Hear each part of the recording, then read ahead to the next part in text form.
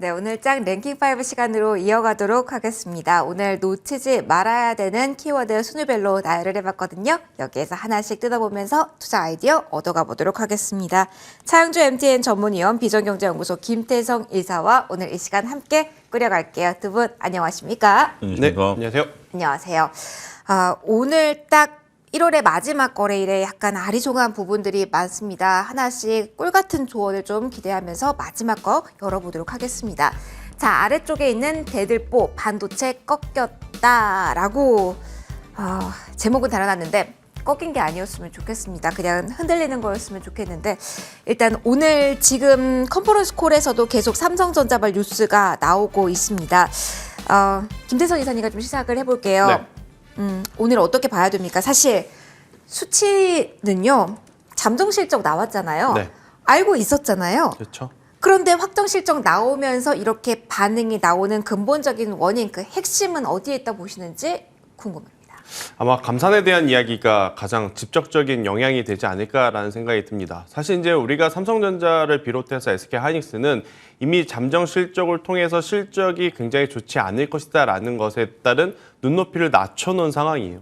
특히 이제 어닝 쇼크가 나올 수도 있다라는 것을 이미 인지하고 있는 상황 속에서 기대를 했었던 것은 그래 지금은 어렵지만 향후 2분기, 3분기, 4분기를 놓고 봤을 때 더 좋아질 수 있을 만한 어떠한 코멘트가 좀 필요했었거든요. 근데 그러한 코멘트 중에 가장 직접적인 영향을 줄 수 있었던 게 감산에 대한 이야기이나 일단 컨퍼런스 콜에서 이 삼성전자는 확실하게 감산은 없다. 인위적인 감산은 없다라는 이야기를 좀 했기 때문에 아무래도 이제 그에 따른 실망 매도 물량이 지금 시장에 출현이 되고 있는 것이 아닌가라는 의견을 한번 드려보도록 하겠는데요.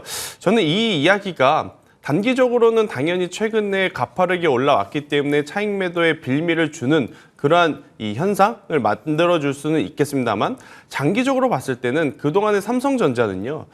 TSMC라든지 이 글로벌 공룡 기업들이 감산한다라고 했을 때 실질적으로 감산한다는 이야기는 일절하지 않았어요. 네. 그 기회를 삼아서 사실 시장에서 점유율을 조금씩 공격적으로 확보를 했었던 기업 중에 하나였거든요.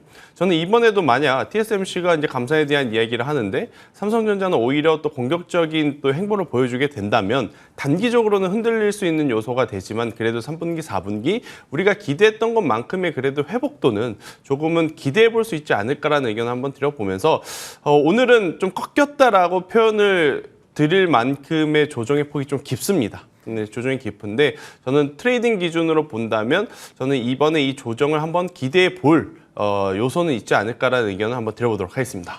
그러면 오늘 지금 구간에서 더 빠지지만 않는다면 서서히 조정을 좀 기다리면서 기회로도 활용 가능하다? 사실 이제 삼성전자를 통해서 트레이딩 기준으로 수익을 보기에는 참 어려운 종목 그렇죠. 중에 네. 하나예요. 그래서 이제 저는 조금 더 이제 매매적인 부분을 고려해 본다면 중소형 개별주 중에서 힌트를 좀 찾아야 되지 않을까라는 생각이 들고 특히나 이제 반도체 소부장, 소재 부품 장비 쪽에서 장비단이 그나마 더 나은 모습을 보이고 있으나 저는 여기 안에서도 굉장히 빠른 순환매가 돌아가며 EUV 장비에 좀 특성화되어 있는 기업들이 오히려 더 좋아질 수 있는 요건들이 많지 않을까라는 생각이 듭니다. 최근에 보면 FST 같은 경우에는 EUV 펠리클을 또 생산한다라는 이슈 때문에 시장 대비해서 굉장히 좋은 모습을 보이고 있고 또 이제 관련해서 동진세미캠이 EUV에 아직 이 포레지스트가 완성이 된 건 아닙니다만 가능성을 또 시사하고 있기 때문에 저는 이쪽으로 한번 더 포커스를 잡아본다라고 하면 오히려 삼성전자 혹은 SK하이닉스를 트레이딩해서 얻는 수익보다는 상대적으로 더 높은 또 성과를 낼 수 있지 않을까라는 의견을 한번 조심스럽게 드려보도록 하겠습니다. 알겠습니다. 차 의원님도 저에게 해주실 이야기가 많을 것 같아요. 자, 감산 때문입니까? 안 한다고 해서 이렇게 흔들리는 겁니까? 아니면 세부적으로 오늘 나온 디테일을 봤을 때 시장에서 충격을 받을 만한 충분한 근거가 있는 걸까요? 그러니까 삼성전자 상황을 보자고요. 삼성전자가 어제 조금 약간의 음봉을 좀 크게 박았었죠. 오늘 걸 제외한다 하더라도 어제 음봉도 나름대로 충격적이었었습니다. 근데 오늘 음봉 크기는 이건 굉장히 충격적이에요. 이거 두 개를 이어놓는다라면 월, 화 이틀 동안 이어진 충격이 근 한 달 가까이 끌어온 삼성전자에 대한 희망을 확 찬물을 끼얹었다라는 거죠. 우리가 주식을 볼 때 천장팅이라는 그 대만계 중국인이 쓴 책이 있습니다. 우리나라에 번역돼 있는 주식 투자의 지혜라는 책인데 거기서 보면 시장을 예측하지 말아라라는 거죠. 있는 그대로 보라라는 거죠. 그 부분을 상당히 강조하거든요. 이분이 개인 투자자로서 많은 이제 성과를 냈었던 분인데 그 얘기를 보면 삼성전자에 대해서 우리가 기대가 많았었죠. 감산을 좀 해주지 않을까? 아니면 뭐 투자를 좀 확대하지 않을까? 여러 가지였었습니다만 삼성전자는 투자자들이 원하는 것을 알고 있었는지 없었는지 모르지만 일단 그 얘기는 없었습니다. 그렇기 때문에 내가 기대를 했다가 저 사람이 날 좋아할 거라고 했는데 안 좋아한다 해서 내가 또 삐지는 경우가 있잖아요. 우리 사람이기 때문에. 지금 그런 건가요? 네, 근데 좀 그런 부분들도 일부 있다라는 거죠. 공교롭게도 이 시점이 65,000원의 턱걸이에 딱 부딪힌 시점이었습니다. 65,000원에서 방향성을 모색해야 되는데 어제 음봉을 나타낸 상태에서 어제 봉만 하더라도 이게 돌리기가 쉬운 봉이 아니에요. 왜냐하면 한 3일짜리를 하루에 끊어버렸기 때문에 쉬운 건 아니에요. 거기에 외국인들의 수급이 탄력이 좀 약해졌죠. 더군다나 어제 같은 경우 얄미운 기관이 물량을 쏟아붓기 시작했죠.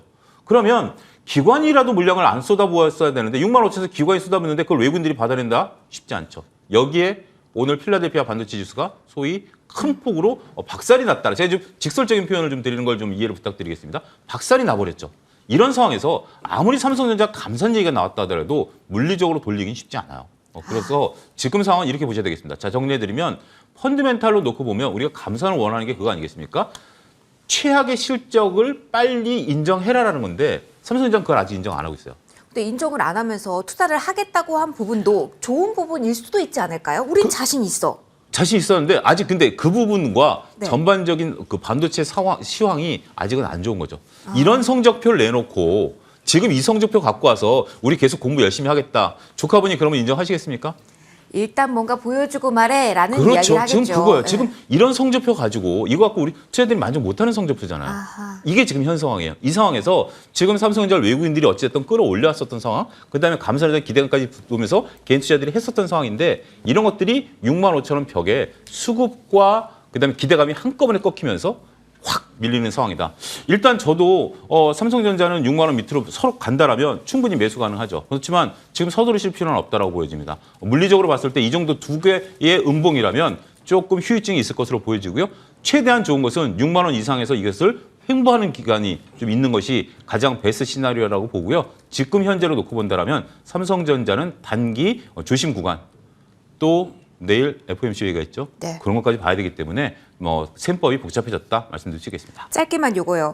위원님, SK 하이닉스가 인위적으로 뭐 감산하지 않겠다라는 삼성전자 코멘트가 나온 직후에는 더 많이 빠졌다가 네. 지금은 좀 비등비등한 하락폭을 보이는 것도 말씀해 주셨던 이후에 저희가 답을 찾아도 되는 건가요? 지금은 어떤 펀드멘탈로 접근하실 수 있는 상황은 아니다라고 봐요. 그리고 감산이 무조건 이 실적을 견인한다 이것도 아니거든요. 지금은 일단 있는 그대로 둘 다 수급 논리로 가고 있다. 이렇게 보시는 게 정확하지 않을까 싶습니다. 두 분 모두 조정의 폭이 깊어질 때 이게 기회가 될 수는 있으나 시간이 걸릴 수밖에 없는 상황이라는 점을 좀 충분히 설명을 해주신 것 같습니다. 반도체 투탑에 대한 이야기를 먼저 해봤고요. 4위로 넘어가서 추가적인 이야기를 해보도록 하겠습니다. 어떻게 보면 대량 수급, 펀드멘탈 이야기에서 갑자기 너무 테마성으로 가는 게 아닌가 싶은데 4위에 올라와 있습니다. 인공지능 키워드 계속 끌고 갈 거고요. 코로나 때 수면 위로 떠오른 비대면 그 이야기를 또 해볼 겁니다. 여러 번 확진자 수가 늘어날 때마다 같이 움직였던 섹터기도 해요. 진료, 교육. 자, 그래도 오늘은 조금 다른 시선인지도 같이 궁금해서 이야기를 나눠볼게요. 이사님, 네. 오늘 비슷하게 진료 관련주, 교육주를 보는 게 맞는지 아니면 결이 다른 건지 여기서부터 우리 출발해보죠. 일단 이 부분을 AI까지 조금 더 확장을 해서 한번 전체적인 설명을 저희 이제 개인적인 의견을 좀 드려보면 네. 아직까지는 인공지능 그러니까 AI 쪽보다는 저는 상대적으로 로봇 쪽이 조금은 더 현실적으로 눈에 보이는 성과라든지 실적에 기댈 수 있는 부분들이 더 높지 않을까라는 생각이 들고 있고 또 이제 비대면에서 지금 의료냐 아니면 교육이냐 이 이야기들을 하고 있는데 사실 비대면 교육은요. 코로나19의 좀 특수를 많이 받을 수밖에 없었던 저는 산업이다라고 생각이 듭니다. 대신에 비대면 의료 같은 경우에는 코로나19가 트리거가 돼서 그동안에 우리나라 같은 경우에는 다른 OECD 국가 중에서도 이제 가장 지금 느린 정책을 좀 보여주고 있는 부분인데 이 부분에 속도를 붙여줬다라는 점에서 저는 비대면 교육도 교육이지만 비대면 의료 쪽에 조금 더 한번 관심을 가져보는 그러니까 시장에 전반적으로 코스피도 그렇고 코스닥도 그렇고 거래 대금이 많다면 AI 쪽도 보고 로봇 쪽도 같이 보면서 비대면 교육도 보고 비대면 의료도 보는 게 저는 좋다라고 말씀을 드릴 수 있을 것 같은데 지금은 거래 대금이 많지 않습니다. 네. 그리고 이제 투자자분들이 아마 HTS 계좌를 열면 잔고가 많지 않을 거예요. 그러니까 동시에 A라는 섹터, B라는 섹터를 보시는 것보다 어느 한 곳에 조금 더 포커스를 맞춰서 집중을 해야 된다라고 하면 저는 아무래도 이제 비대면 의료 쪽, 그러니까 비대면 의료 쪽이 최근에 이 각자 기업들이 갖고 있는 플랫폼 을 앞세워서 좀 움직인 기업들이 많죠. 아무래도 이제 케어랩스 같은 경우에는 이제 이 굿닥이라고 하는 플랫폼이 있고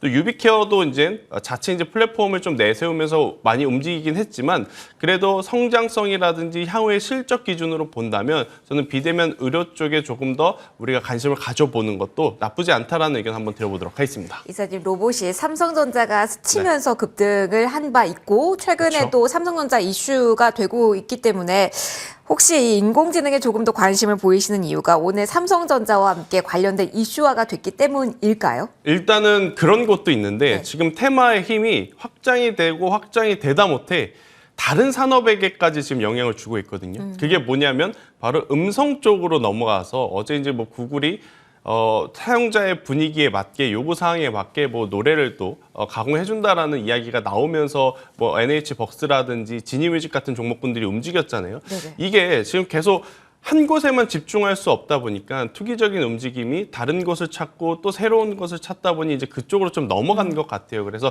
이쪽은 이미 테마적으로 보면 거의 이제 이 끝에 조금 다다르지 않았나라는 생각이 들어서 저는 조심하자라는 의견을 한번 조심스럽게 드려보도록 하겠습니다. 위원님께서는 앞서 정책에 대한 이야기를 해주신 적이 있어서 원격 의료 지금 시선이 달라졌는지 아니면 그대로인지가 궁금해요. 일단 저는 뭐 그대로입니다. 왜냐하면 뭐 원격 의료를 저는 찬성하는 입장인데 일단 아직까지 의정협의회에서 나온 얘기가 없죠. 원래 의정협의가 있는 날 원격 진료에 대한 어떤 부분들, 삼성전자에 대한 투자 부분들이 있으면서 주가가 움직이긴 했습니다만 의정협의회에서는 단 한마디도 그런 얘기가 안 나왔어요. 그러니까 지금 뭐 의사 단체에서는 이 부분에 대해서는 자신들의 생존권과 관련된 부분으로 보기 때문에 그게 풀어진다라면 확 이쪽으로 매기가 몰리겠죠. 하지만 풀어지지 않으면 일단은 테마일 수밖에 없다라고 저는 그렇게 보고 있고요.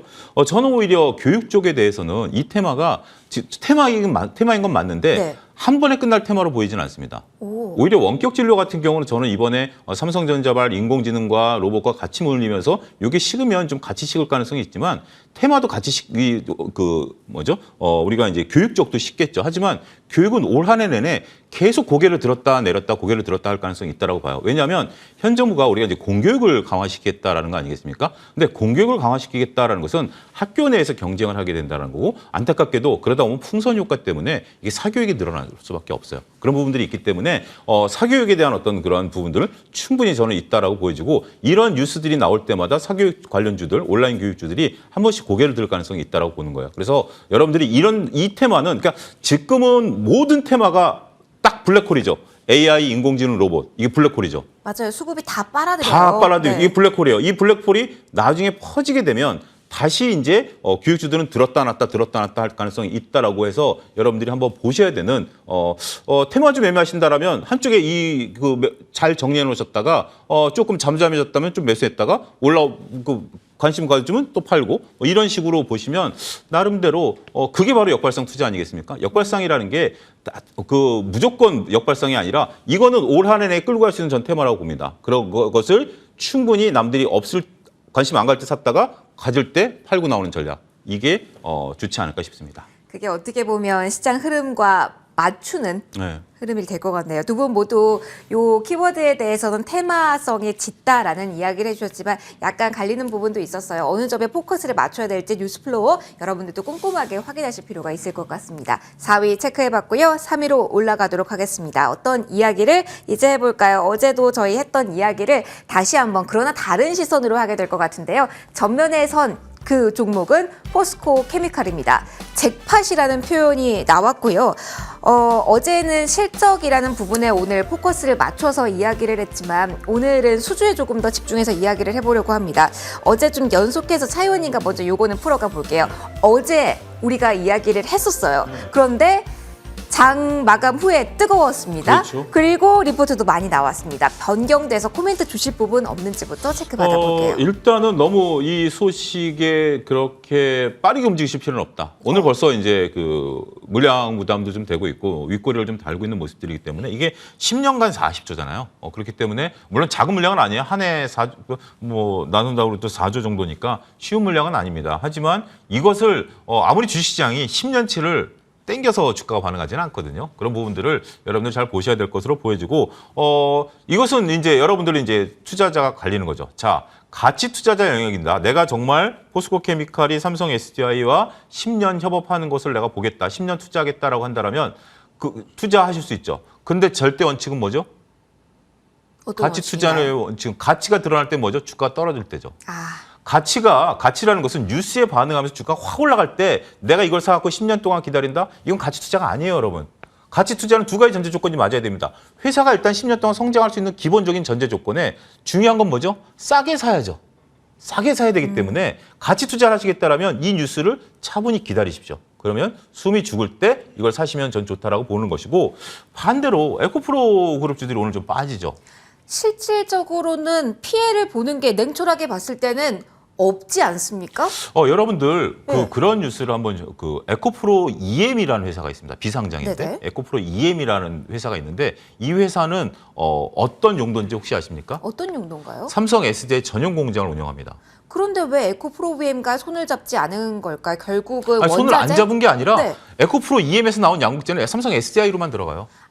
그 연결고리가 연결고리가 있는 거군요. 그러니까 우리가 여러분들 가을쯤에 네. 에코프로 그룹들 얘기할 때 그 에코프로 그룹에서 이제 그 포항에 그 에코프로 땅이 있는데 거기에 에코프로 EM 그래갖고 공장해서 이건 삼성 SDI 전용이다라고 해서 기사화된 적이 있어요. 그렇기 아하. 때문에 에코프로를 배제하고 포스코랑 손을 잡겠다라는 게 아니라, 그리고 우리 많은 기업들이 특히 이제 삼성전자가 하는 건데 소위 하청업체들이라고 이제 표현을 할게요. 하청업체들을 하나로 가져가는 기업은 절대 없습니다.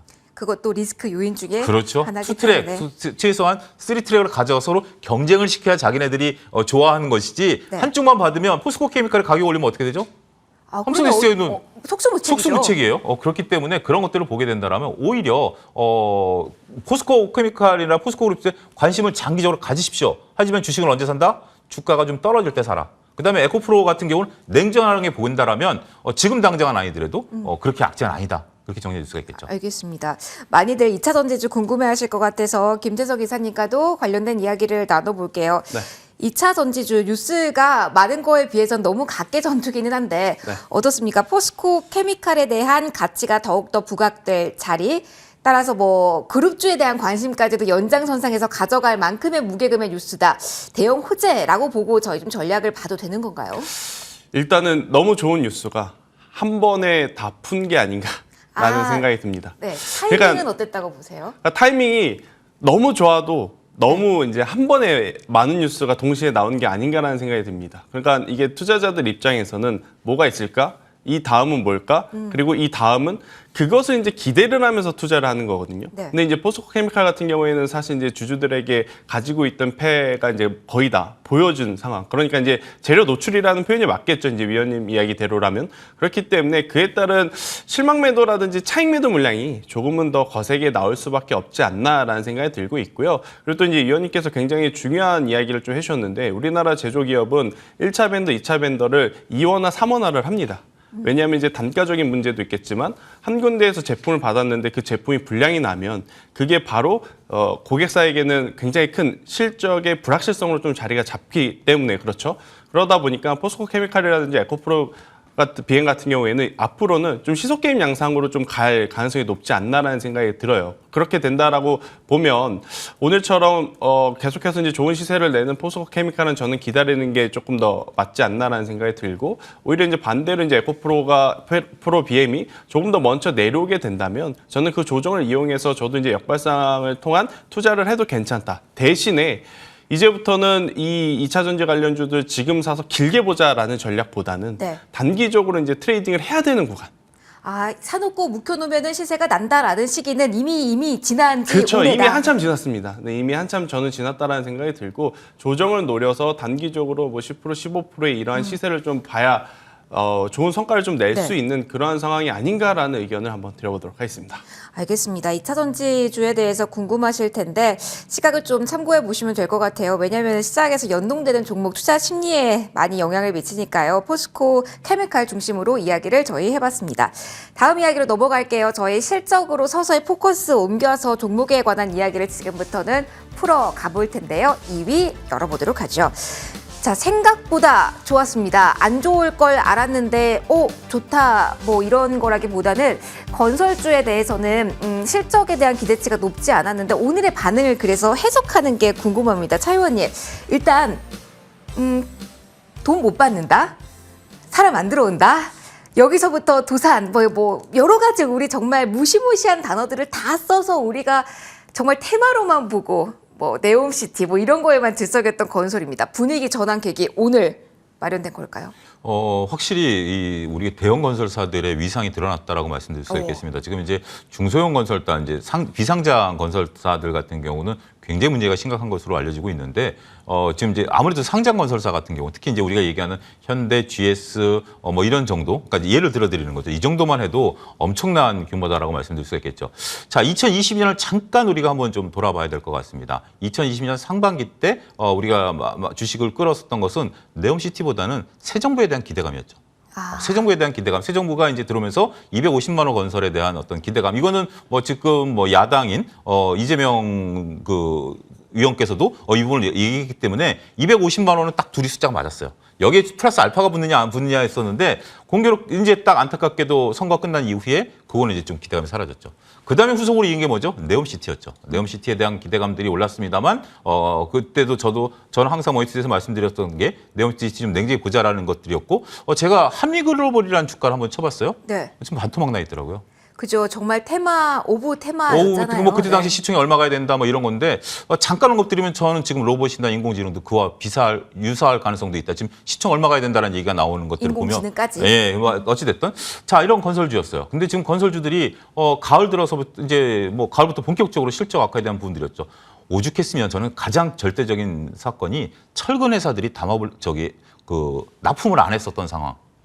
철근 회사들은 절대적인 의리예요. 근데 의리 납품을 안 하겠다고 할 정도면 이건 엄청난 원가의 어떤 얘기였었죠. 자, 그렇기 때문에 지금 이제 건설주들의 실적을 바닥 찍었다라는 것은 저는 이렇게 표현드리고 싶어요. 반에서 원래 우리가 한 10등 정도 할 걸로 봤는데 여전히 20등 하고 있었던 거예요. 근데 얘가 뭐 어떻게 떨어지겠어? 그러니까 진짜 20등 한 거예요.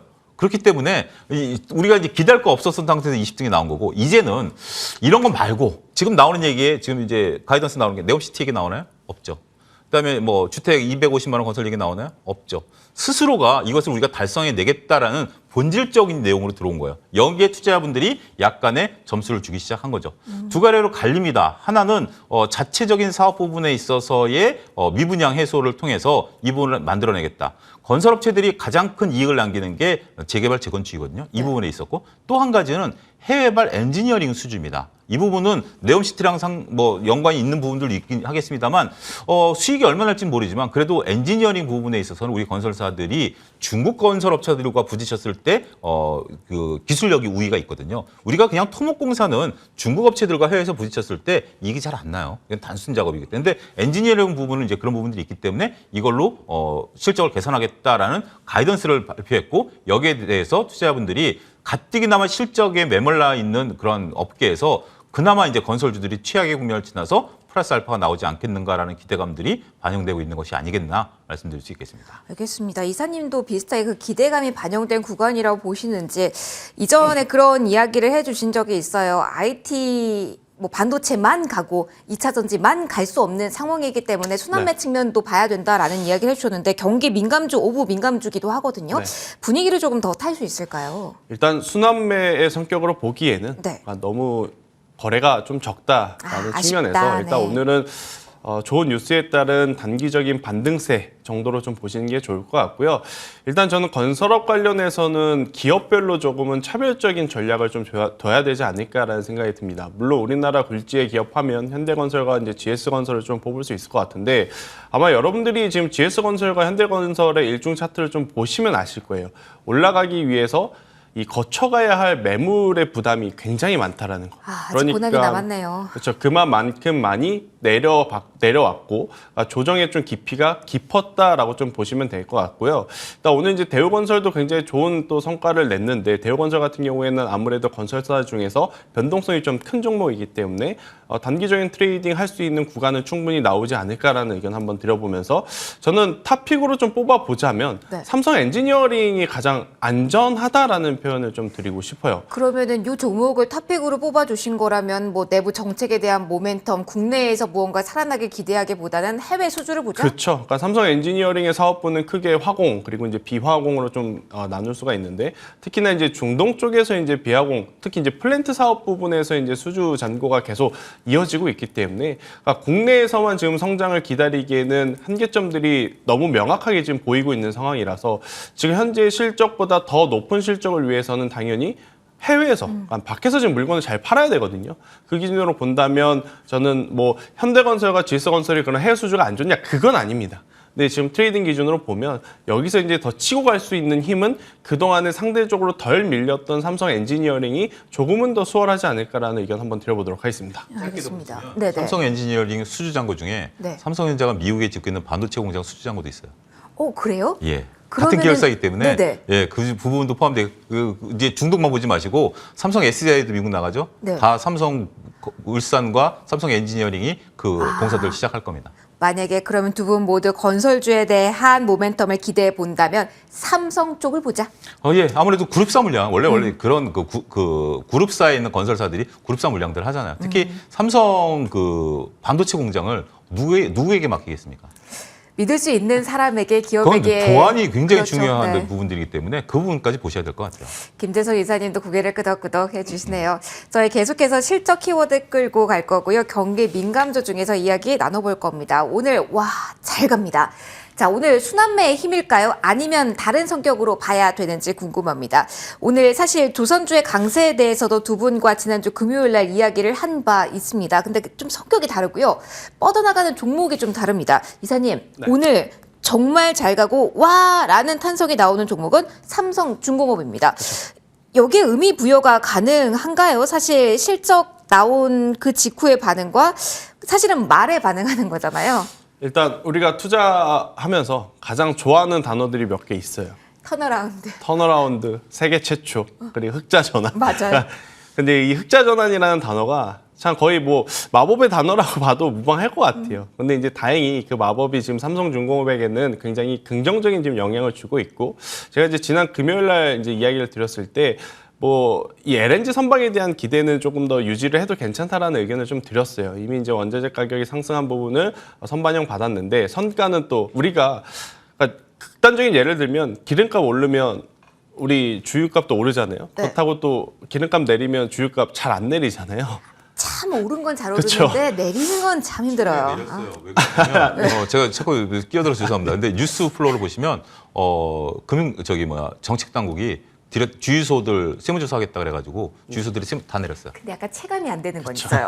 오를 때만 이렇게 헉하고 그런 건 있어요. 네, 이야기해 조선 주시죠. 쪽도 이제 마찬가지인 것 같아요. 작년에 이제 원자재 가격이 오른다 그래서 판가, 특히 이제 선가를 올렸는데 원자재 가격 내렸다 그래서 선가 안 내리겠죠. 그러면 그 부분은 고스란히 그동안 좀 고생했었던 또 이제 이 삼성중공업 쪽에서 이제 충분히 받아갈 수 있는 그러한 상황이기 때문에 아무래도 이제 수주 잔고만 이어진다라고 하면 저는 삼성중공업이 정말 오랜만에 흑자 전환이었거든요. 이 기세를 조금 더 이어간다라고 하면 충분히 더 좋은 모멘텀을 좀 받을 수 있지 않을까라는 생각이 들고 제가 이제 지난주에 사실 이제 조선주들 같은 경우에는 매매하기가 좀 까다로운 것 중에 하나다라고 좀 말씀드리면서 조선사를 보기 어려우신 분들은 조선 기자재 쪽 이야기를 좀 드렸었거든요. 맞아요. 이제 한국카본 그리고 동성 화인텍을 좀 이야기 드렸는데 저는 여전히 현 구간에서 이제 그들 종목군들 지금 삼성중공업 놓쳤다라고 생각하시는 분들은요. 그러니까 너무 공격적으로 이제 쫓아가지 마시고요. 이들 종목들이 아직 안 움직인 상황이기 때문에 한번 관심 있게 보시는 것도 좋지 않을까라는 추가 의견 드려보도록 하겠습니다. 위원님의 의견도 짧게 들어볼게요. 긍정적인 시각 가져가도 되는 구간 맞습니까? 제가 오늘 8시 30분에 네. 개장 전에 삼성중공업 리포트를 분석을 해드렸고요. 네. 아무래도 보면 지금 이제 첫 번째 그림을 한번 딱 보시면 직관적으로 이해가 되실 겁니다. 지금 삼성중공업이 뭐 우리가 이제 4분기 실적까지는 뭐 그렇다 치더라도 조선업계에서 원래 이제 미포조선이 4분기 때 흑자자는 얘기가 나왔고 중요한 것은 미포조선보다는 삼성, 대우, 현대가 이제 언제 돌아서느냐인데 삼성중공업이 가장 먼저 돌았을 것이다라고 이제 얘기가 이제 되면서 포커스를 맞췄고 여기에 지금 리포트 보시면 여러분들 지금 그래프가 적자에서 흑자로 확 돌았죠. 정말 저게 왜 그러냐면 가파르네요, 각도가. 저게 왜 그러냐면 저게 네. 충분히 가능할 수도 있습니다. 저게 이제 이루어진다는 전제 조건을 보면 조선업종 같은 경우 장치 산업이기 때문에 고정비가 굉장히 커요. 근데 지금까지는 고정비 때문에 이익을 못 냈거든요. 인건비라든지 막대한 후판 비용. 근데 이것을 커버하고 나면 그다음부터는 이익은 급등을 해버립니다. 저렇게 이제 그 곡선 그래프가 되기 때문에 그런 부분 보고 마지막으로 수주잔고 그래프 잠깐만 짧게 볼게요. 네. 수주잔고 보게 된다면 여전히 탄탄한 수주잔고죠. 저걸로 밀어 올리겠다라는 것이 지금 이제 증권사들의 리포트가 부각이 됐고 소위 요즘은 리포트 바들도 있거든요. 있더라고요. 그런 부분들 때문에 삼성중공업이 대장으로 나서니까 그러면 다른 조선사들도 이제 흑자자는 되는 거 아니야? 같이 따라오는 형국이다. 이렇게 설명드릴 수가 있겠습니다. 알겠습니다. 조선주에 대한 의견까지 들어봤습니다. 이제 원픽의 시간입니다. 제가 살짝 봤더니 위원님이 왜 이렇게 조선주에 대해서 강조를 해주시는지 딱 알겠습니다. 삼성중공업 지금 따라붙는 건 아니다라고 단호하게 말씀을 해주셨고요. 다른 쪽 보자라고 말씀해 주셨는데 이 원픽 보면 되는 걸까요? 아무래도 지금 이제 오늘 이제 한 랭킹 5 중에서 우리가 좀 들어갈 수 있는 것은 네. 좀 전 조선주들이 일단은 단기적인 테마가 붙었다. 이게 지금 삼성중공업이 저 정도 힘이라면 삼성전자가 저 정도로 꺾였다라면 단기적으로 꺾인 거고요. 조선주가 저 정도 힘이라면 단기적으로 올라간다라고 봐야 되겠죠. 그래서 삼성중공업이 좀 부담되시면 미포조선을 좀 보시라고 말씀을 좀 드리고 싶어요. 미포조선 같은 경우 일단은 사업 구조가 제일 간단하죠. 제일 간단하고 재무 구조가 가장 좋습니다. 그렇기 때문에 여러 가지 뭐 우리가 원유 시추선이라든지 뭐 복잡한 선박들과의 관계가 없기 때문에 오히려 지금 단기 트레이딩 하시려면 현대 미포조선이 좋지 않을까 말씀드리겠고요. 목표가는 95,000원, 손절라인 75,000원 제시해드리도록 하겠습니다. 알겠습니다. 김재성 이사님은 지난번에 조선 기자재 쪽에서 주셨으니까 오늘은 아마 좀 다른 쪽이 아닐까 싶은데요. 네. 어느 쪽에서 저희 지금 투자 기회 노려볼까요? 일단 비대면 의료 쪽에서 한번 투자의 힌트를 얻어보는 것도 네. 저는 좋지 않을까라는 생각이 드는데 이미 시세가 좀 났습니다. 이거 저도 이제 대장적인 종목 아닙니까? 네, 저도 그건 인정하는 바인데 네. 조정을 좀 기다려 보고자라는 좀 코멘트를 좀 드리고 싶어요. 그러니까 지금 막 움직인다 그래서 너무 공격적으로 들어가지 마시고요. 저는 이지케어텍이라고 하는 기업을 조금 기다렸다가 이제 26,000원에서 28,000원 매수 밴드까지 이제 조정이 나오게 되면 그때 매수를 해도 괜찮다. 그때면 이지케어텍뿐만이 아니고요. 최근에 이제 좀 많이 움직였었던 뭐 유비케어라든지 아니면 뭐 케어랩스라든지 이러한 종목군들도 마찬가지로 다 진입이 가능할 수 있는 구간이기 때문에 저는 테마적인 종목들에 너무 우리가 막 공격적으로 매매는 안 하셨으면 좋겠다라는 의견 한번 드려보며 만약 26,000원에서 28,000원 사이에서 매수를 했는데 23,000원이 이탈이 되게 되면 손절하시는 게 좋을 것 같고요. 또 이제 정부 정책상 만약 비대면 의료 쪽에 좋은 뉴스가 나오게 되면 강한 상승세가 나올 수 있으니 목표가는 조금 높게 4만 원 한번 제시 드려보도록 하겠습니다. 알겠습니다. 지금이 아니다라고 이야기를 해주셨습니다. 테마주 성격의 종목을 어떻게 대응하면 좋을지에 대한 팁도 오늘 많이 얻어보셨는데요. 기다려보자, 그리고 시세에 줬을 때 수익을 챙기자, 이렇게 정리해드리도록 하겠습니다. 지금까지 차영주 MTN 전문위원 비전경제연구소 김태성 이사와 함께 랭킹5 진행해봤습니다. 두 분 모두 오늘 소중한 말씀 고맙습니다.